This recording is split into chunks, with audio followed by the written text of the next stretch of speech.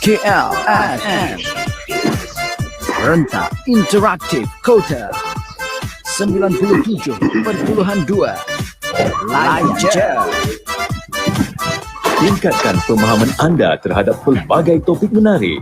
Jadi masyarakat yang berilmu dan prihatin terhadap perkembangan semasa. Berkongsi pelbagai informasi berguna. Dengarkan Sembang KL setiap Isnin hingga Khamis 2.30 petang hanya di KLFM Rentak Interaktif Kota.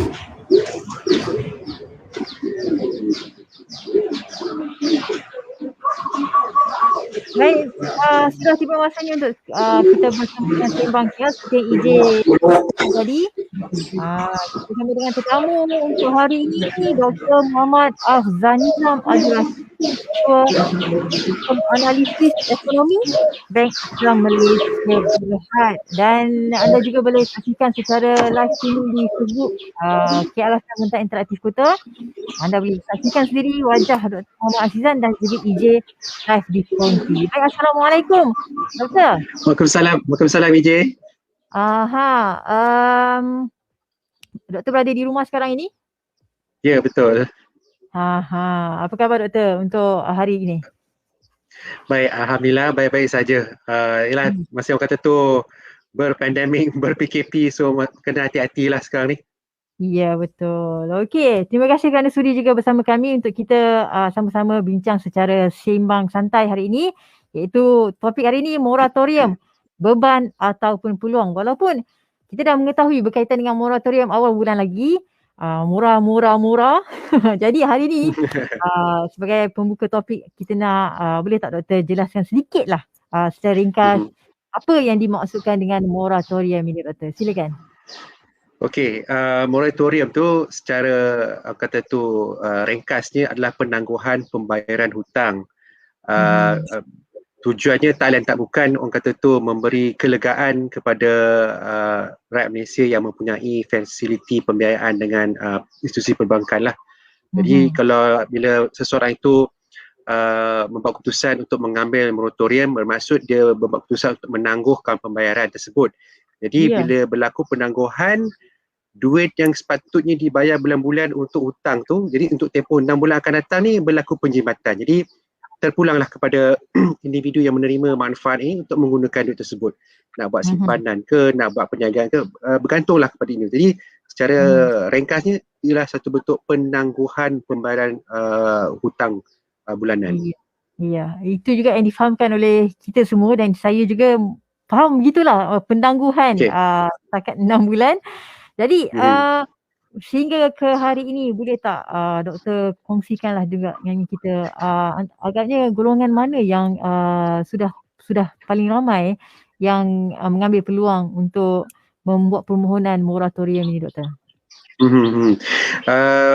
Pihak saya belum menerima lagi data terkini apa yang telah diumumkan oleh orang kata tu pihak-pihak yang berkenaan lah seperti Bank Negara ataupun Kementerian Kewangan.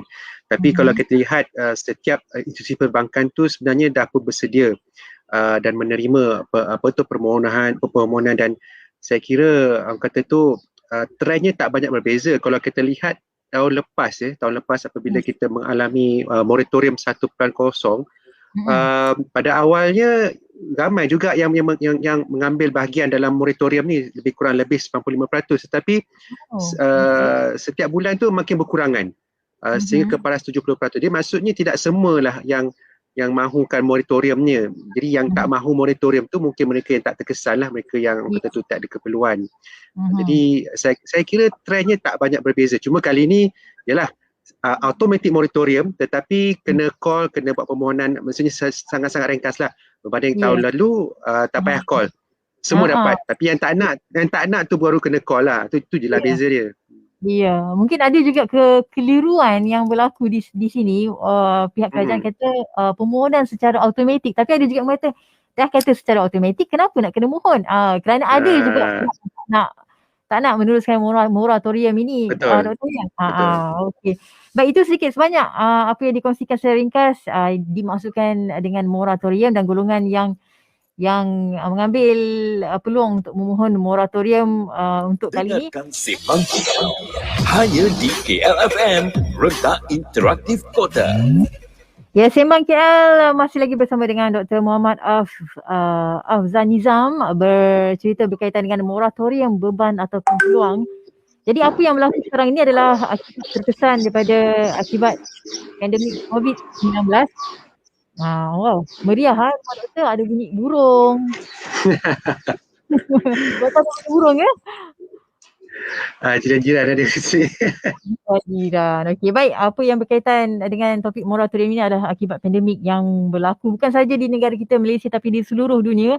Dan bantuan rakyat yang telah dilaksanakan Malaysia setakat ini ialah bantuan segera dan tunai seperti bantuan kesihatan nasional, geran khas subsidi upah, bakul makanan, pengeluaran cadangan kumpulan wang KWSP, Air Lestari, Air Sinar, Air Citra dan juga termasuk moratorium.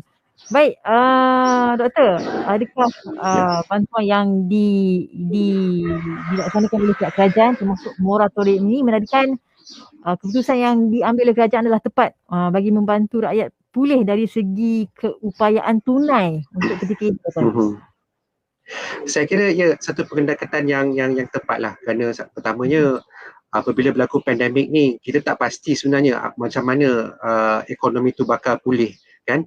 Kita dapat lihat kes masih lagi tinggi dan kalau kita lihat ya punca krisis ekonomi kebiasaannya ni disebabkan oleh faktor pasaran keuangan lah ataupun sektor perbankan dan sebagainya. Tapi kali ni kita berhadapan dengan krisis kesihatan. Dan kalau kita lihat dari segi sejarahnya, kali terakhir negara menghadapi orang kata tu krisis kesihatan yang begitu hebat adalah pada tahun 1918 ya, iaitu Spanish flu. Maksudnya dah lebih 100 tahun kita tak pernah ada orang kata tu krisis kesihatan, tapi kali ni kita dah dapat. Jadi boleh saya katakan satu keadaan yang kegusaran yang begitu tinggi, yang begitu orang kata tu mungkin ada sedikit situasi panik pada awalnya, tapi keadaan itu semakin baiklah. Maksudnya kerajaan orang kata tu makin memahami bagaimana situasi perlu ditangani. Jadi secara kita perlu letakkan konteks yang betul lah supaya kita dapat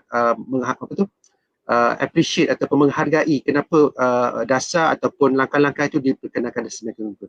Jadi saya nak kata tepat tu tepatlah maksudnya dia mengambil kira segala aspek, baik individu, baik perniagaan besar atau yang kecil. Jadi dia cuba merangkumi segala aspek, segenap lapisan dalam masyarakat. Okey, tadi saya ada cerita berkaitan dengan keupayaan tunai. Apa sebenarnya yang dimaksud dengan keupayaan tunai tu, Doktor? Boleh jelaskan tak? Sebab kita ni bukan orang ekonomi kan, bukan orang perbankan. Jadi kita yang rakyat biasa ni nak faham jugalah dari segi keupayaan tunai tu sendiri macam mana, Doktor?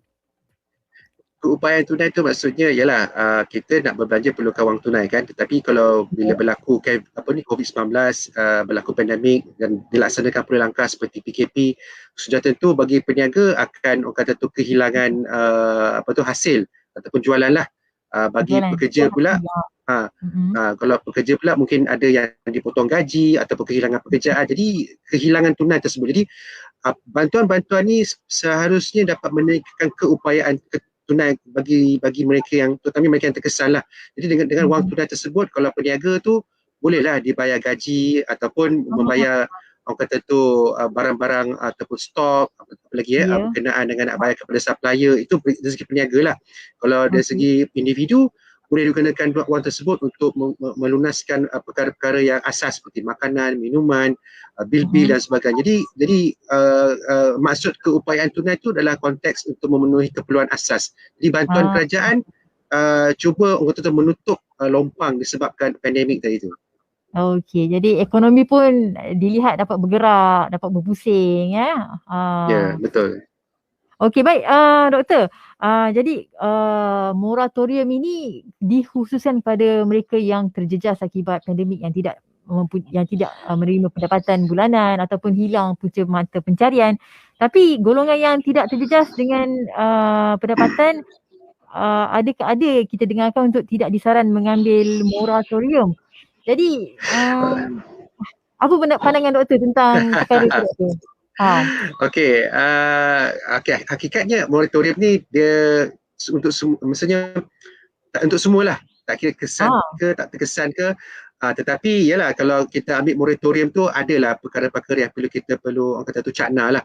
Kerana Ya. apabila moratorium tu diambil, maksudnya bila berlaku akan berlaku penangguhan pembayaran. Dan bila berlaku penangguhan pembayaran, dari segi pihak bank pula orang kata tu berlaku apa yang dikatakan faedah terakru ataupun keuntungan terakru. Maksudnya tertangguhlah kutipan-kutipan faedah ataupun profit. Jadi itu merupakan pendapatan bank. Jadi apabila pembayaran mula disambung semula, katakanlah kita ambil contoh bulan ke-7 nanti dia akan sambung semula bayaran kan setelah ambil moratorium. Jadi pada bulan ke-7 tu nanti faedah terakru tu akan diambil dahulu oleh pihak bank. Kerana itu merupakan pendapatan kepada pihak bank. Jadi bila berlaku perkara tersebut, nanti pada akhir tempoh hutang tersebut, nilai prinsipal ataupun nilai pokok tu masih lagi mempunyai baki yang masih besar lagi. Bekas bulan ke-7 tu kita ambil yang faedah dahulu. Jadi di situ terdapat keperluan mungkin kalau nak mengurangkan impact kepada penghutang ataupun peminjam apabila tempoh hutang tu tamat, akan berlaku kita orang kata tu penjadualan semula lah, kita panjangkan sedikit dia punya tempoh supaya pada pengakhiran pembayaran hutang tersebut dia punya apa kita katakan bullet payment tu taklah besar, dia tidaklah membebankan. Jadi itu berlakulah anjakan sedikit lah. Maksudnya dari segi kalau patutnya boleh habis hutang tu kata hujung tahun ni kita anjakkan sedikit bergantung kepada jumlah pinjaman yang diambil dan juga tempoh pinjaman yang diambil. Okey, jadi pendek kata ansuran bulanan itu akan berubah lah, akan panjang sedikit. Panjang sikit lah. Ansuran tetap sama, cuma patutnya boleh habis on time, tapi kita terpaksa anjakkan sikit tu. Itu saja. Okey, itu sedikit sebanyak penjelasan. Jadi ia sebenarnya memang memberi kesan lah untuk jangka pendek dan jangka panjang sebelum memutuskan untuk mengambil tawaran moratorium bagi mereka yang mempunyai pendapatan tetap. Bagi pihak bank, kalau kita memula dah memohon untuk mendapatkan murah, tapi selepas itu kita rasa macam tak nak ambil pula. Dah tak boleh doktor untuk kita tarik balik permohonan tu. Sebab sekarang kita melalui cari dalam talian kan, secara online. Ya, betul. Kalau dah ambil tiba-tiba buat keputusan tak nak tu, saya tak pastilah. Mungkin boleh jumpa lah pihak bank dan berbincang lah. Pasal kena fikir masak-masak tu. Fikir masak-masak. Kita pun nak tanya dengan doktor lah. Kalau sekiranya ia berlaku, duit tu kita dah ada, kita nak tanya duit tu apa yang boleh kita lakukan, adakah kita boleh melabur ke, beli emas ke, kita akan tanya doktor sekejap lagi. Masih lagi bersama dengan kalau kan lokasi doktor sekarang ni di mana doktor? Rumahnya di mana ni? Saya di Tanjung Ipoh, Kuala Pilah. Di Kuala Pilah, memang rumah kawasan kampung. Ya, betul. Kita dengar bunyi ayam, bunyi itik. Dan kita juga sembang hari ni. Baik. Okey, moratorium, beban ataupun peluang. Jadi tadi doktor telah jelaskan juga walaupun tiada faedah atas faedah dan penalti lewat bayar menerusi moratorium yang ditawarkan, peminjam tetap perlu membayar faedah ataupun keuntungan di atas penangguhan pembayaran selama 6 bulan pada akhir tempoh pinjaman pembiayaan. Jadi kita nak tahulah macam mana dan sepatutnya macam mana untuk kita selesaikan ansuran bulanan selepas tempoh penangguhan ini tamat, doktor. Okey, apa yang saya nampak adalah teruskan macam biasa. Maksudnya bulan ke-7 nanti buat biasa. Tapi cuba cek dengan bank pada akhir pembayaran hutang tersebut berapa baki prinsipal yang perlu diselesaikan. Dan sekiranya kalau seseorang tu memikirkan terlampau membebankan lah, mungkin boleh berbincang dengan pihak bank untuk membuat penjadualan semula ke ataupun buat penstrukturan semula terhadap hutang sedia ada. Jadi hakikatnya selain pada moratorium sebenarnya bantuan seperti penjadualan semula dan penstrukturan semula juga merupakan suatu bantuan kepada para peminjam. Jadi sepatutnya mereka boleh orang kata tu mengambil peluang yang ada, berjumpa dengan pihak bank, berbincang apakah yang langkah terbaik supaya orang kata tu mendapat penyelesaian yang menang-menang. Di pihak peminjam dapat orang kata mengurangkan beban pembayaran hutang, di pihak bank pula masih lagi menerima pendapatan daripada hasil perniagaan kami lah. Jadi itu yang saya rasa perlu ditekankan. Tapi bagi saya itulah, cuba semak dengan pihak bank, berapakah hutang yang akan, maksudnya baki akan tinggal pada tamat tempoh tersebut. Kita tengok sama ada kita rasa terbeban ke tak terbeban. Kalau terbeban boleh kita buat orang kata tu persetujuan semula ataupun penjodohan semula terhadap hutang yang sedia ada. Okey, doktor kata terbeban. Adakah mungkin lah, kita pun tak tahu. Macam saya pun saya tak faham, tak mengerti sangat. Okey. Selepas daripada tempoh penangguhan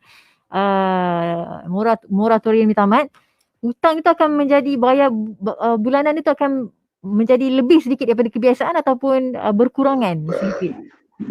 Bukan, maksud saya sebutkan tadi, setiap pembayaran hutang tu akan ada nilai prinsipal yang dibayar dan juga nilai faedah yang dibayar. Itu ada dua komponen sebenarnya bila kita bayar hutang kita tu. Tapi cuma bila berlaku moratorium, bulan ke-7 tu nanti, bahagian kadar faedah tu kita akan collect lebih sikit. Maksudnya pasal dia bertangguh kan. Jadi kita bawa hutang tu sampai ke orang kata tamat tempoh itu, nanti akan ada lagi baki sebenarnya. Bukan kosong baki, tak ada baki lagi. Baki tu kenapa? Baki prinsipal. Nilai pokok yang kita pinjam tadi tu masih lagi berbaki. Jadi itu yang masih terbeban tu. Kalau tak nanti nak kena bayar satu bayaran yang besar. Jadi kalau rasa-rasa banyak saya kena bayar pada pasal prinsipal tu masih berbaki lagi kan. Jadi buatlah keputusan yang terbaik. Sama ada nak buat pensusunan semula ke nak penjalanan semula, itu boleh dibincangkan dengan pihak bank. Okey. Apa pun jumpa dengan pihak bank, kita bincang sama ada untuk pensuturan semula ataupun bagaimana seperti yang dijelaskan oleh doktor. Sebenarnya bukan saja Malaysia yang menawarkan moratorium pinjaman kepada rakyat, kepada peminjam-peminjam, tapi Indonesia juga turut memberi moratorium seperti yang EJ bacakan melalui berita harian hari ini. Kalau di Indonesia, program pensuturan semula pinjaman berasaskan pilihan tempoh jangka panjang tahun 2022. Selain itu di Singapura juga menawarkan moratorium bertajuk program pelepasan keuangan khas, dan juga Australia juga menyediakan pinjaman moratorium ini selama 6 bulan dan boleh memilih pinjaman gadai janji ataupun yang lain-lain yang berkaitan. Jadi doktor, tadi EJ dia tanya, kalau kita pendapatan tidak terjejas tapi kita memohon untuk moratorium, jadi ada lebihan duit yang ada itu, bagaimana kita nak pastikan duit itu kita tak belanjakan secara sia-sia? Perlukah kita melabur ataupun membeli emas dan apabila harganya naik kita jual emas itu? Bagaimana doktor? Apa pendapat doktor? Okey, bagi saya mereka yang tak terjejas tapi ambil moratorium tak ada masalah. Jadi tapi kena make sure, kena pastikan duit yang kita pakai itu sesuatu yang bermanfaat lah. Tapi kalau kita membazir, kalau membazir rugilah. Kerana kita ada 6 bulan saja kita. Yang ingin saya tanyakan kepada doktor, macam mana caranya memanfaat tu, bagaimana caranya doktor? Pertamanya kita kaji balik kedudukan keuangan kita. Contoh, kalau sebelum ni kita punya simpanan kecemasan tu sikit kita katakan.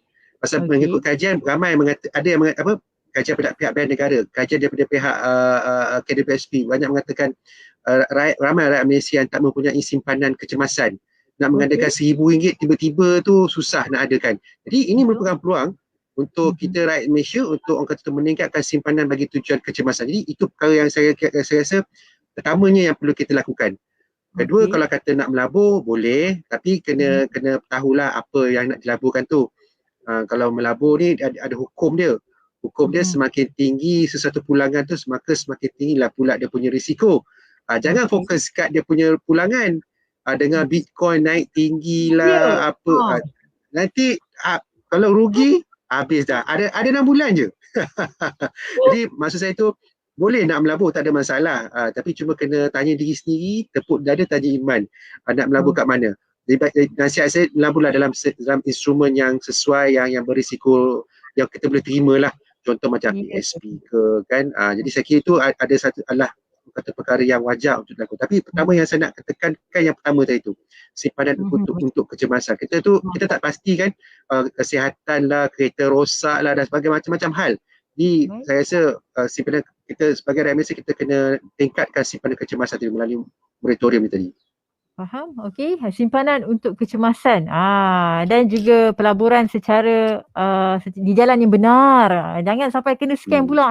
Sekarang ni macam-macam. Bila kita dengar boleh keluar moratorium, yang mengambil kesempatan ni mulalah mereka pun ada akal dan idea untuk menipu mereka-mereka yang mendapat moratorium ni. Baik doktor, sebelum kita menutup tirai untuk topik moratorium hari ini, soalan bertajukkan dengan topik lah beban atau peluang. Kita nak tahulah sebenarnya moratorium ini beban ataupun peluang kepada siapa sebenarnya doktor? Bagi saya dia peluang, tapi lebih kepada mereka yang memerlukan. Konteks yang memerlukan tu yang terjejas lah, maksudnya kehilangan pekerjaan, gajinya dipotong. Tapi kalau bagi mereka yang tidak terjejas, maksudnya gaji macam biasa, kerja macam biasa, saya rasa selok-eloknya bayarlah. Satu, kalau kita bayar, tak payahlah kita pening-pening kepala macam situasi yang saya sebutkan tadi kan.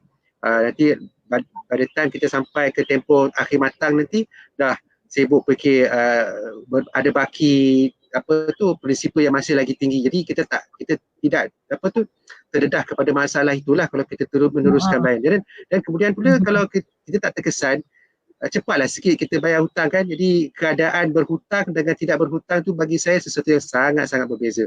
Patutnya kita cari jalan lah untuk mencari kemerdekaan kewangan lah bagi setiap individu. Itu patutnya kita cari sebenarnya.